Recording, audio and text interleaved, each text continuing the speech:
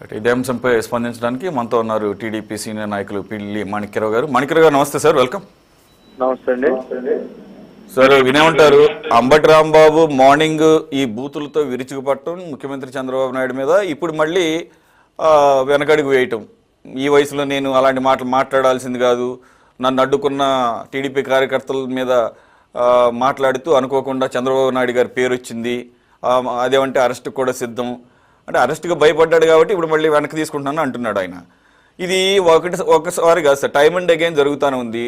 2 రోజుల క్రితం పేర్ని నాని గారు ఇంతకన్నా ఘాటు వ్యాఖ్యలు చేశాడు. వ్యాఖ్యలు కూడా కాదు, ఒక ముఖ్యమంత్రిని ఉప ముఖ్యమంత్రిని పట్టుకొని ఒళ్ళంతా చీరేయాలన్నాడు, నాలుగులు కోసేయాలన్నాడు, అన్ని రాష్ట్రంలో ఉన్న అన్ని దేవాలయాల్ని క్లీన్ చేయించాలన్నారు పవన్ కళ్యాణ్ చేత. అంతకుముందేమో రప్ప ఎన్నిసార్లు మాట్లాడతారా బాబు, చీకట్లో కళ్ళు మూసుకుంటే పని అయిపోవాలని చెప్పేసి రెచ్చగొట్టే వ్యాఖ్యలు చేస్తున్నాడు. మరి యథేచ్ఛగా రోడ్ల మీద తిరుగుతున్నారు వీళ్ళు. ఏంటి వీరి పట్ల మీకున్నటువంటి ఏంటి ఆ soft corner? What is stopping you? కదండి, మాకు సాఫ్ట్ కార్నర్ ఎందుకు ఉంటుంది? మేము ప్రజాస్వామ్యంలో ఉన్నాము, ప్రభుత్వాన్ని నడుపుతున్నాం కాబట్టి రాష్ట్రంలో అభివృద్ధి సంక్షేమాన్ని ముందుకు తీసుకెళ్లాలి. ఇట్లాంటి యదవలు పనికి మాలినోళ్ళ గురించి పట్టించుకోకుండా ప్రజలు ఆల్రెడీ వాళ్ళకి బుద్ధి చెప్పి కూర్చోబెట్టారనే దాని మీద మేము కొంచెం మామూలుగా వెళ్తా ఉన్నాం. కానీ ఈ రోజు అంబటి రాంబాబు మాట్లాడినటువంటి మాటలు చూస్తే 2 జరిగి ఉండాలి. ఒకటి వాడికి మైండ్ అన్నా పోయి ఉండాలి, లేకపోతే ఏదో ఊరికి అట్లా మనుషుల్లో తిరుగుతున్నాడు కానీ మనిషి కాకుండా అన్నయ్యి ఉండాలి.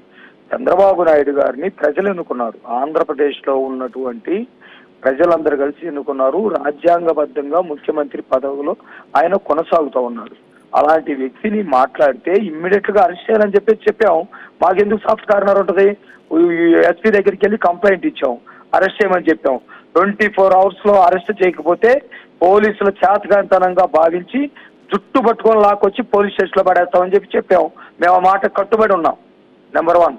నెంబర్ 2, పేరుని నాని మాట్లాడినా, లేకపోతే పెద్దిరెడ్డి రామచంద్రారెడ్డి మాట్లాడినా, అంబటి రాంబాబు మాట్లాడినా వీళ్ళందరికీ ఏడేని ఎజెండా కనపడతా ఉంది. రాష్ట్రంలో ప్రజలందరూ కలిసి కూటమికి పట్టం కట్టారు కాబట్టి ప్రజల మీద కక్ష తీర్చుకోవటం కోసం ప్రయత్నం చేస్తూ ఉన్నారు.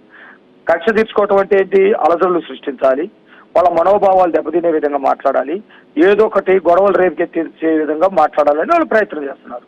దానిలో భాగంగానే వీళ్ళు అత్యంత మహాపాపం చేశారు. తిరుమల శ్రీవారి లడ్డు విషయంలో వాళ్ళు కలిసి కంప్లీట్ గా పాలు అనేది లేకుండా, పెరుగు అనేది లేకుండా, వెన్న అనేది లేకుండా కృత్రిమంగా నెయ్యిని తయారు చేసి ఆ నెయ్యితోటి లడ్డులు తయారు చేసి మహాఘాతకారికి మహాపాపానికి ఒడిగట్టారు. ఇది సిబిఐ చెప్పింది, సిట్టు రిపోర్టు, ప్రాథమిక రిపోర్టులు ఇచ్చిన తర్వాత దీన్ని బుకాయించడం కోసం వాళ్ళకేదో పత్రికలు ఉన్నాయి, టీవీలు ఉన్నాయని అబద్ధపు ప్రచారాలు చేస్తున్నారు. అబద్ధపు ప్రచారాలు చేసే ఓడికి అంత హక్కు ఉంటే వాస్తవాలు చెప్పేటువంటి మాకెంత ధైర్యం ఉండాలి, మాకెంత హక్కు ఉండాలి? దానిలో భాగంగా ప్రజలారా, వీడు తప్పు చేసి కూడా బుకాయిస్తా ఉన్నాడు. జరిగింది ఇది. సిట్ రిపోర్ట్ ఎట్లా ఇచ్చింది? దాదాపు 237 కోట్ల రూపాయలు వాళ్ళు జేబుల్లో వేసుకున్నారు, భక్తుల మనోభావాల్ని దెబ్బతీశారు. కరుణాకర్ రెడ్డి, సుబ్బారెడ్డి ఇన్ని తప్పులు చేశారని చెప్పేసి మేము ఫ్లెక్సీలు వేసుకున్నాం. వాళ్ళు రప్ప నరుకుతామని చెప్పేసి ఫ్లెక్సీలు వేస్తే తప్పు లేదు. 88 మ్యాజిక్ ఫిగర్ దాటిన వెంటనే రాష్ట్రంలో రక్తపాతాన్ని ప్రవహింపజేస్తామని చెప్పేసి మాట్లాడిన తప్పు లేదు. వాడు చేసిన తప్పుల్ని మహాపాపమని మేము ఫ్లెక్సీలు వేస్తే తప్ప అక్కడికి వచ్చి చంద్రబాబు నాయుడు గారిని తిడతాడా? అలాంటప్పుడు మేము ఎందుకు ఉపేక్షిస్తాం? అందుకనే ఎస్పీ గారిని కలిసాము. ఎస్పీ గారు కేసు కడతానన్నాడు, అరెస్ట్ చేస్తామని చెప్పారు. అరెస్ట్ చేయకపోతే నెంబర్ 1 అతన్ని తీసుకొచ్చి పోలీస్ స్టేషన్లో తీసుకొచ్చి పడేస్తాం. అందుకోసం మేము దేనికైనా సిద్ధపడతాం. దాని సందర్భంగా ఏదైనా శాంతి భద్రతలకు కనుక విఘాతం కలిగితే పూర్తిగా పోలీసులు బాధ్యత వహించాలి. రెండోది, నాకు ఇప్పుడు మీరు చెప్పిన దాని ప్రకారం నా మైండ్ పోయింది, ముసల్తనం వచ్చింది, నా గొంతులోనే దమ్ముంది కానీ గుండెల్లో దమ్ము లేదనుకుంటే వచ్చి అదే వెంకటేశ్వర స్వామి టెంపుల్ గోరంట్లోకి వచ్చి దేవుడి ముందు క్షమాపణ చెప్పానండి, అప్పుడు ఆలోచిస్తాం. Okay sir, thank you very much for joining Manikya Rao గారు.